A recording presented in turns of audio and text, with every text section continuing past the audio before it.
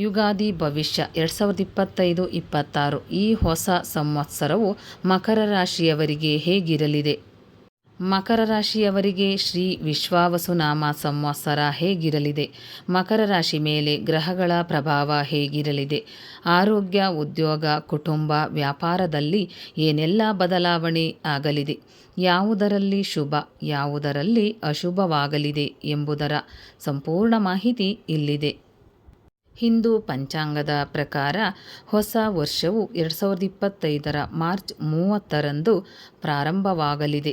ಯುಗಾದಿ 2025 ಪಂಚಾಂಗದಲ್ಲಿ ಶ್ರೀ ವಿಶ್ವಾವಸುನಾಮ ಸಂವತ್ಸರ ಆರಂಭವನ್ನು ಸೂಚಿಸುತ್ತದೆ.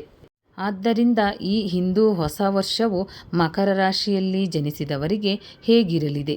ನಿಮ್ಮ ಜೀವನದಲ್ಲಿ ಬದಲಾವಣೆಗಳಿದೆಯಾ ಎನ್ನುವ ಮಾಹಿತಿ ಈ 2025 ಯುಗಾದಿ ರಾಶಿ ಫಲದಲ್ಲಿದೆ. ಗ್ರಹ ಸಂಚಾರ. ಮಕರ ರಾಶಿಯಲ್ಲಿ 2025-2026 ಗ್ರಹ ಸಂಚಾರ. ಮಕರ ರಾಶಿಯ ಅಧಿಪತಿ ಶನಿ ಗ್ರಹವಾಗಿದೆ. ಹಾಗಾಗಿ ಮಕರ ರಾಶಿಗೆ ಸೇರಿದ ಜನರ ಮೇಲೆ ಶನಿಯ ಸಂಚಾರದ ಪ್ರಭಾವವನ್ನು ನೋಡಬಹುದಾಗಿದೆ. ಇದರೊಂದಿಗೆ ಇನ್ನಿತರ ಗ್ರಹಗಳಾದ ಗುರು, ರಾಹು ಮತ್ತು ಕೇತುವಿನ ಸಂಚಾರದ ಪ್ರಭಾವವನ್ನು ಸಹ ನೋಡಬಹುದಾಗಿದೆ. ಶನಿ. ಈ ಯುಗಾದಿಯ ಸಂದರ್ಭದಲ್ಲಿ ಶನಿಯು ಮೀನ ಮತ್ತು ಮೇಷ ರಾಶಿಯಲ್ಲಿ ಚಲಿಸಲಿದೆ.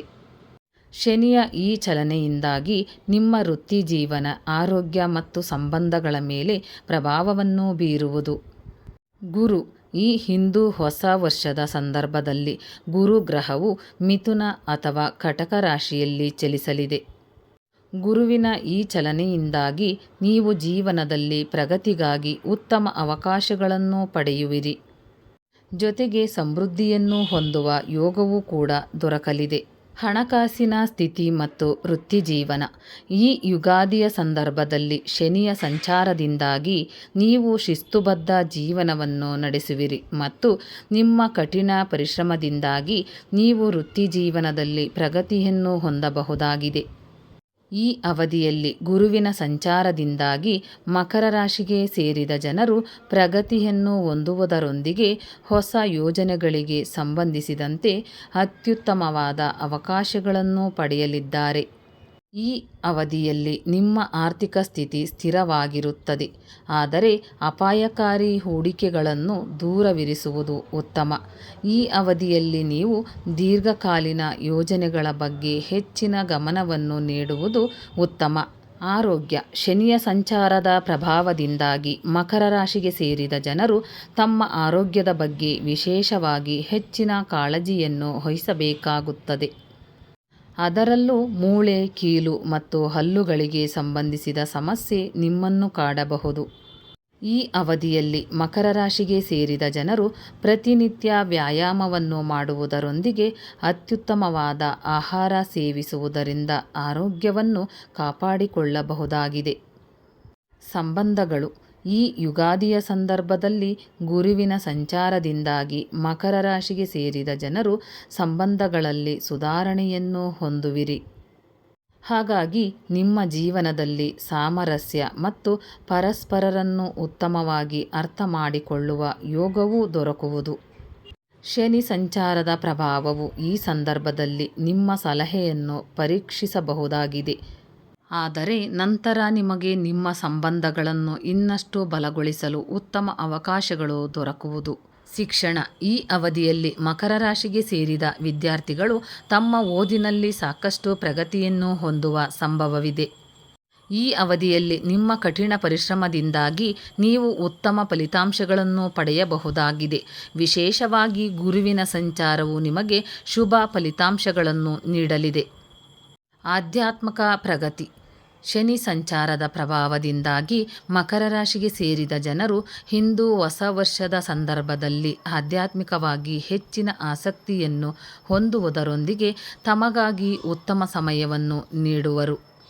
ಹಾಗೆ ಶಿಸ್ತುಬದ್ಧರಾಗಿರುವುದು ಉತ್ತಮ. ಈ ಅವಧಿಯಲ್ಲಿ ನೀವು ಧ್ಯಾನವನ್ನು ಮಾಡುವ ಮೂಲಕ ಮತ್ತು ಮನಸ್ಸನ್ನು ಶಾಂತರಾಗಿರಿಸುವ ಮೂಲಕ ಉತ್ತಮ ಪ್ರಯೋಜನಗಳನ್ನು ಪಡೆಯಬಹುದಾಗಿದೆ.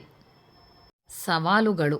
ಯುಗಾದಿಯ ಸಂದರ್ಭದಲ್ಲಿ ಶನಿಯ ಸಂಚಾರದಿಂದಾಗಿ ಮಕರ ರಾಶಿಗೆ ಸೇರಿದ ಜನರು ಜೀವನದಲ್ಲಿ ಸಾಕಷ್ಟು ಅಡೆತಡೆಗಳನ್ನು ಮತ್ತು ನಿಮ್ಮ ಕೆಲಸಗಳಲ್ಲಿ ತಡೆಗಳನ್ನು ಹೊಂದಬಹುದಾಗಿದೆ. ಇದರಿಂದಾಗಿ ನೀವು ಜೀವನದಲ್ಲಿ ಅತ್ಯುತ್ತಮವಾದ ಪಾಠಗಳನ್ನು ಕಲಿಯಬಹುದು. ಈ ಸಮಯದಲ್ಲಿ ಸಹನೆಯಿಂದ ಇರುವುದರ ಮೂಲಕ ನಿಮ್ಮ ಗುರಿಗಳ ಬಗ್ಗೆ ಹೆಚ್ಚಿನ ಗಮನವನ್ನು ನೀಡುವುದು ಉತ್ತಮ. ಮಕರ ರಾಶಿಯವರಿಗೆ ಪ್ರಮುಖ ಸಲಹೆಗಳು. ಶನಿಯ ಸಂಚಾರದ ಸಮಯದಲ್ಲಿ ಶಿಸ್ತು ಮತ್ತು ದೀರ್ಘಕಾಲೀನ ಗುರಿಗಳ ಮೇಲೆ ಹೆಚ್ಚಿನ ಗಮನವನ್ನು ಕೇಂದ್ರೀಕರಿಸಿ. ಗುರುವಿನ ಸಂಚಾರದ ಸಮಯವನ್ನು ನಿಮ್ಮ ಜ್ಞಾನ, ಕೌಶಲ್ಯ ಮತ್ತು ಆಧ್ಯಾತ್ಮಿಕ ಅಭ್ಯಾಸಗಳನ್ನು ವಿಸ್ತರಿಸಲು ಬಳಸಿ. ಈ ಅವಧಿಯಲ್ಲಿ ಹಣಕಾಸಿನ ವಿಷಯವಾಗಿ ಬಹಳ ಜಾಗರೂಕರಾಗಿರಿ ಮತ್ತು ಅನಗತ್ಯ ಅಪಾಯಗಳನ್ನು ತಪ್ಪಿಸಿ.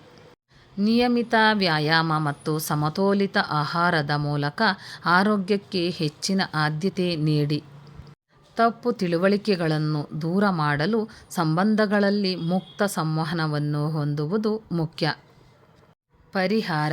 ಶನಿಯ ನಕಾರಾತ್ಮಕ ಪರಿಣಾಮಗಳನ್ನು ಕಡಿಮೆ ಮಾಡಲು ಓಂ ಶಂ ಶನೇಶ್ಚರಾಯ ನಮಃ ಎಂದು ಶನಿ ಮಂತ್ರವನ್ನು ಪಠಿಸಿ. ಜ್ಯೋತಿಷಿಯನ್ನು ಸಂಪರ್ಕಿಸಿದ ನಂತರ ನೀಲಮಣಿ ಅಥವಾ ಅಮೆಥಿಸ್ಟ್ ಧರಿಸಿ. ಶನಿವಾರದಂದು ಕಪ್ಪು ಎಳ್ಳು, ಸಾಸಿವೆ ಎಣ್ಣೆ ಅಥವಾ ಕಂಬಳಿಯನ್ನು ದಾನ ಮಾಡಿ.